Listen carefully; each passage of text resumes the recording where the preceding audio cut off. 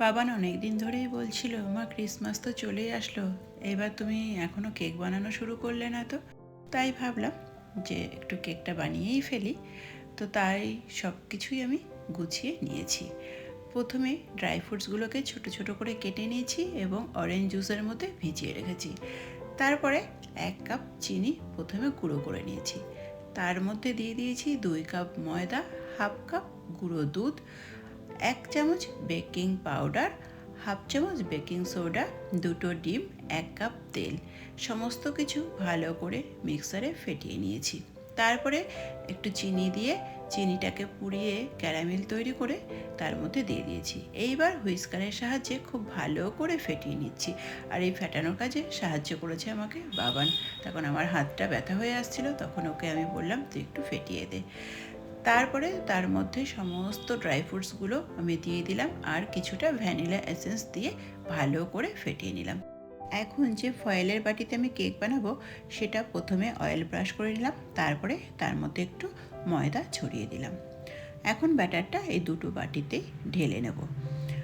দুটো বাটিতেই ব্যাটারটা ঢেলে নিয়েছি আর এখন কড়াইয়ের মধ্যে বসিয়ে দেবো। এই কড়াইটা আমি আগের থেকেই গরম করে নিয়েছিলাম। আর কড়াইয়ের মধ্যে একটা স্টিলের বাটি বসিয়ে তার উপরে এই ফয়েলের বাটিটা বসিয়ে দিয়েছি। আমি দুটো কড়াইতে দুটো ফয়েলের বাটি বসিয়ে কেকটা তৈরি হতে দিলাম।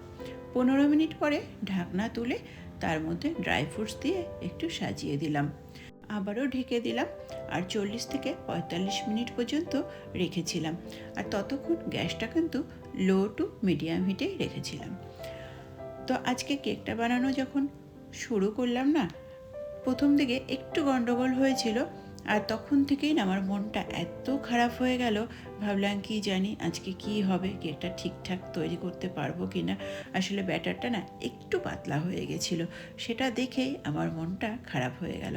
তারপরে যখন টাইম হলো আমি ঢাকনাটা তুলে দেখলাম যে না, মোটামুটি ঠিকঠাক হয়েছে, একটু নরম ছিল। তো সেই সময় না আমি কড়াই থেকে কেকটা নামাইনি, গ্যাসটা বন্ধ করে আমি ঢাকনা দিয়ে রেখে দিয়েছিলাম যে একদম ঠান্ডা হোক তারপরে নামাবো। তো দুপুরবেলাতে এটা করেছিলাম।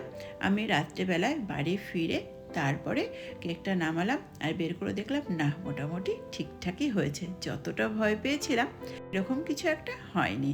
তারপরে বাবানকে যখন খেতে দিলাম, বাবান খেয়ে বলল যে না মা, ঠিকঠাকই হয়েছে, খুব ভালো হয়েছে খেতে।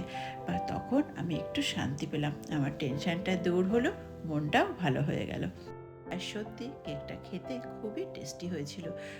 এই ছিল আজকে আমার কেকের রেসিপি। তোমাদের কেমন লাগলো জানিও।